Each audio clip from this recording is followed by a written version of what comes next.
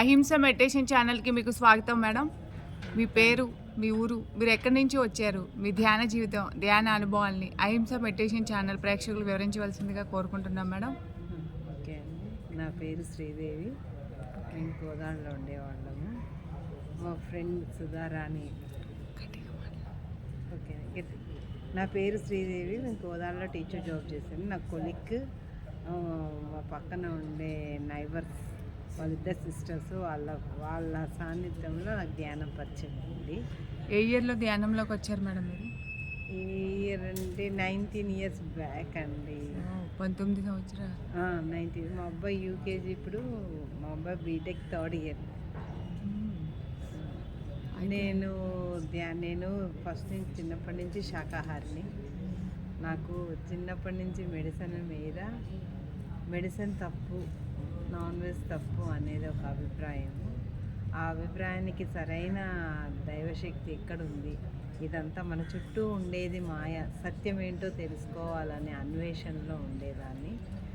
బాగా పూజలు చేసేదాన్ని. దైవం కనుక్కోవాలి, తెలుసుకోవాలి అని. ఈ మాయా ప్రపంచం తర్వాత ఉండేది ఏంటి అని ఆ సత్యము ప్రతిసారి కళ్ళల్లో కనపడింది. నాకు ధ్యానం పరిచయం అయ్యాక 41 days మా ఫ్రెండ్ అంది, 41 days చెయ్యి ధ్యానము, అప్పుడు నీకు ధ్యానం అంటే ఏంటో చేస్తావు, నువ్వు పూజలు చేస్తావు, శాకాహారి కదా. నేను వైకుంఠ ఏకాదశి రోజు ధ్యానం మొదలుపెట్టాను. ఆ రోజు ధ్యానం తప్ప ఒప్ప అనేది చూస్తే ఆ రోజు నుంచి 41 days రాత్రి పడుకునే ముందు తెల్లవారుజామున కంటిన్యూస్గా 41 days మెడిటేషన్ చేసి ధ్యానం చేశానండి.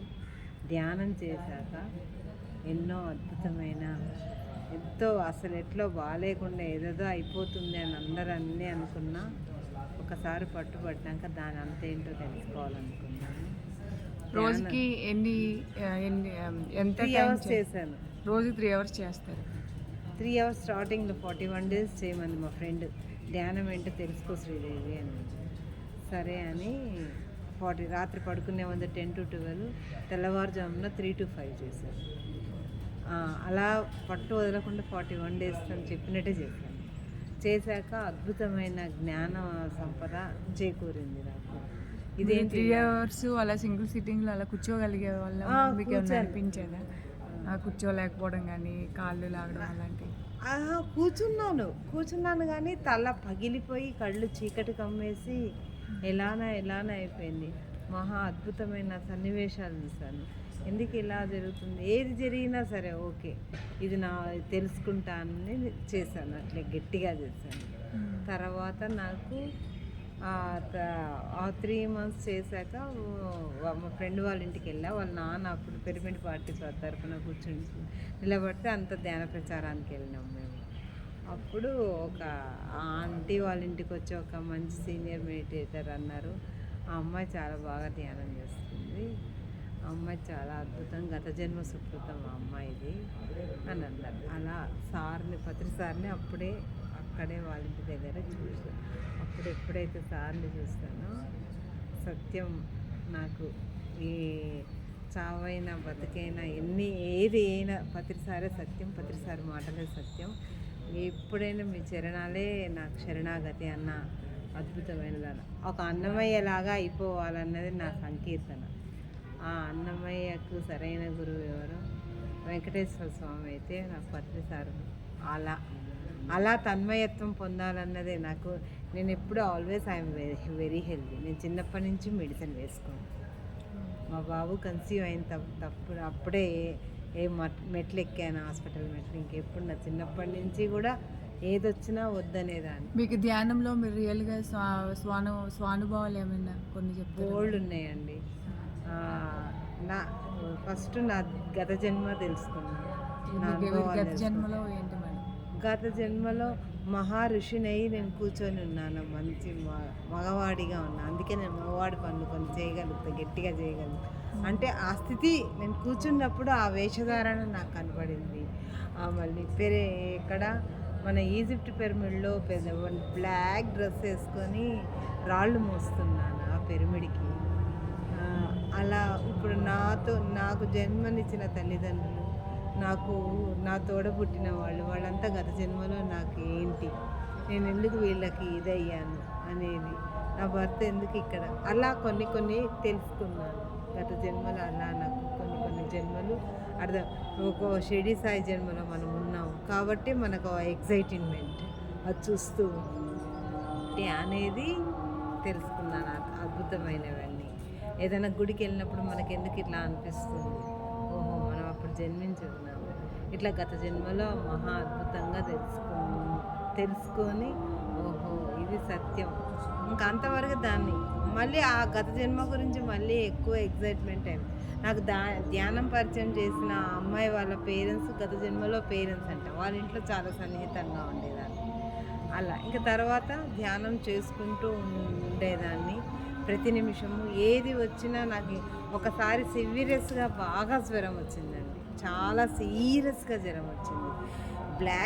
బ్లాక్ షేడ్స్ వచ్చి నేను తీసుకెళ్ళిపోతాము అన్నారు. వెనకాల వస్తూ పరిగెత్తుతూ ఉన్నారు. తీసుకెళ్ళిపోయినా నాకేం కాదులే అని నేను అంతే మొండి, ఎంత మొండి అంటే అంత మొండిగా కూర్చున్నాను. అప్పుడు అంతా మా అమ్మ వాళ్ళు హాస్పిటల్కి వెళ్దామన్నా అంత హై ఫీవర్ అయినా కూడా నేను వెళ్ళలేదండి. చిన్నప్పటి నుంచి ఆ మొండి ఉంది. ఆ ధ్యానం పత్రిసారి మాటలు ఇంకా నాకు బలపరిచినాయి. ఆ మొండితో పత్రిసారు మంచిగా నాకు 4-5 ఒక నెల రోజులు అట్లా జ్వరంతో బాధపడ్డా. పత్రిసారు మంచిగా నాకు హీలింగ్ చేశారు. నేను ఆహారం ఏమీ తీసుకోలేదు, మెడిసిన్ ఏమీ తీసుకోలేదు, డాక్టర్ని సంప్రదించలేదు. నా ఆత్మవిశ్వాసమే, నా నమ్మకమే, నా ధ్యానమే, నా గురువే నన్ను సంరక్షించి నేను ఈ భూమి మీద చేయవలసిన పనులు, నాకు ఈ భూమి మీద అవసరం ఉంటే నన్ను ఉంచు, లేకపోతే అవసరం లేకపోతే తీసుకెళ్ళిపో అని అనుకున్నాను. పత్రిసారు గురువులు ఎప్పుడు నేనేమీ చెయ్యను అంటారు. దైవమైనా చెయ్యి వదిలేస్తుంది కానీ గురువు చెయ్యి వదలదు. అదే గురువు యొక్క గొప్పతనం. అందుకే సృష్టిలో తల్లిదండ్రుల తర్వాత గురువుని ఎంచుకున్నాడు. గురువు అంటే ఒక మహాశక్తి, మహాసముద్రం. మనం తీసుకోవాలే కానీ అనంత జ్ఞానాన్ని ఇస్తాడు గురువు. అది తీసుకోవడానికి మనం రెడీగా ఉండాలి. మనం తప్పు చేస్తున్నప్పుడు మందలిస్తాడు. మనం ఇది దారిరా, నువ్వు నిరుత్సాహపడకురా అంటాడు. అది ధ్యానానికి ఉన్న దివ్యశక్తి, పత్రిసారికి ఉన్న ఒక శక్తి. ఇంత మహాసంగ్రమాన్ని నడుపుతున్నారంటే మామూలు విషయం కాదు. ఎంతమందిలో ఎన్ని దివ్యశక్తులు ప్రచురపరుస్తున్నారు. అందుకే లేదు మరణం అన్నారు. ఆత్మకు లేదు మరణం అంటే అదే నిజస్వరూపం. అట్లా నేను ఎన్నో అద్భుతమైన ప్రణాళికలు. ఇంకొక అద్భుతం ఏంటంటే మా తమ్ముడికి ఎన్నో బాగా యాక్సిడెంట్ అయ్యి క్రిటికల్ పొజిషన్లో ఉంటే మా తండ్రి లేడు, మాకు అన్నదమ్ముడిని కూడా తీసుకెళ్ళిపోతావా, అన్నదమ్ముడికి ఇట్లా ప్రకృతి అమ్మ నాకు మా అన్నదమ్ముడికి నువ్వే ఇవ్వు, మేము మమ్మల్ని అనాథాలు అట్లా మనం ఎప్పుడైతే ధర్మంగా ఉంటామో ప్రకృతి మనం ఏదన్నా అడిగితే ఇస్తుందండి. మాకు సంరక్షించడానికి ఇవ్వండి అని. అట్లా మా తమ్ముడి ప్రాణాలు సేవ్ చేసింది. మా అమ్మగారు బాడీ వేకెన్ చేశారు. మా అమ్మగారే మా చెల్లెలికి పుట్టిందండి. పత్రిసారితోనే పేరు పెట్టించాము. అది ఒక అద్భుతం మా ఇంట్లో. ఇలా అన్నీ అంటే పైన కనపడేది కాదండి, అంతరంగంలో మహా అద్భుతాలు జరుగుతాయి. ఇంకో అద్భుతం ఏంటంటే కరోనాలో మహోత్తర్ బాబాజీ వచ్చి ఇలా జరుగుతుంది అని తీసుకెళ్ళి సృష్టిలో జరుగుతున్న కొన్నివన్నీ నేను రాసుకున్నాను. అవి ఎలా జరుగుతున్నాయో అలానే జరిగినాయి. అట్లా కొన్ని పత్రిసారి ఎప్పుడైనా ఏదైనా సృష్టిలో జరుగుతూ ఉంటే ఓహో ఇది నేను అనుకున్న ఈరోజు జరిగిపోయిందా, అలా అందుకే సార్ అంటారు, మీకు ఎందుకు ఇంత బలం అంటే నా శిష్యులే నా బలం. ఎప్పుడు శిష్యులు అనుసంధానమై ఉంటారు గురువు. ఎప్పుడైతే మనం త్రికరణ శుద్ధిగా గురువు గారిని నమ్ముతామో, అది త్రికరణ శుద్ధిగా ఎప్పుడైతే ఉంటాం, మనసా వాచా కర్మణ త్రికరణ శుద్ధిగా ఎప్పుడైతే అంటామో వాళ్ళ ఆలోచనలు మన ఆలోచనలు ఒకటే అవుతాయి. అప్పుడు అదే మహాసంగ్రామమయ్యి ఆ జ్ఞానానికి శక్తి పెరిగి అప్పుడు నో మెడిసిన్, నో డాక్టర్కి దిట్టుగా ఉంటాం. కర్మ ఉందంటే అనుభవించక తప్పదు. కర్మను దగ్ధం చేసుకోవాలంటే మన యొక్క దివ్యశక్తి ఆలోచన. వీఆర్ ఎక్కువ క్రియేటర్స్ అంటారు. అందుకే పత్రిసారి అదే అండి నా మహాశక్తి. నాకు ఎన్ని వచ్చినా ధ్యానం నాకు సంరక్షిస్తుంది. ధ్యానమే శరణాగతి. ఈ లాస్ట్ చివరి శ్వాస వరకు ధ్యానానికి మించింది లేదు. పత్రిసారి చెప్పిన ధ్యానానికి మించింది అసలు లేనే లేదు ప్రపంచంలో. ఆయన సాక్షాత్ షిరిడి సాయి సకల దేవతలను దేవుడు ఫోటో చూపించి దేవుడు ఇలా ఉంటాడని మన పేరెంట్స్ చెప్పారు, కానీ దేవుడు ఇలా ఉంటాడని పత్రిసారిని చూశాక అర్థం. దేవుడు అంటే ఎలా ఉంటాడు. తల్లిదండ్రులు ఒక ఎత్తు అయితే పత్రిసారి ఇంకో ఎత్తు పర్వతం. తల్లిదండ్రుల కంటే ఎక్కువైపోయారు పత్రిసారి. అందుకే కరుణామయుడు.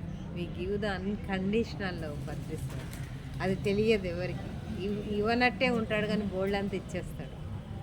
అందుకే the great man of Patriji.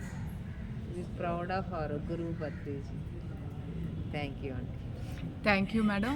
మీ అమూల్యమైన సమయాన్ని మా అహింస మెడిటేషన్ ఛానల్ ప్రేక్షకులకి కేటాయించి చక్కగా ఎంతో తన్మయత్వంతో చక్కగా ఒక గురువు చెప్పినట్టే అందరికీ కూడా మంచి విషయాలను షేర్ చేసుకున్నారు మేడం. చాలా thank you madam. Thank you thank you అండి. దయచేసి మా అహింస మెడిటేషన్ ఛానల్ని అందరూ లైక్ చేయండి, షేర్ చేయండి, సబ్స్క్రైబ్ చేయండి మేడం.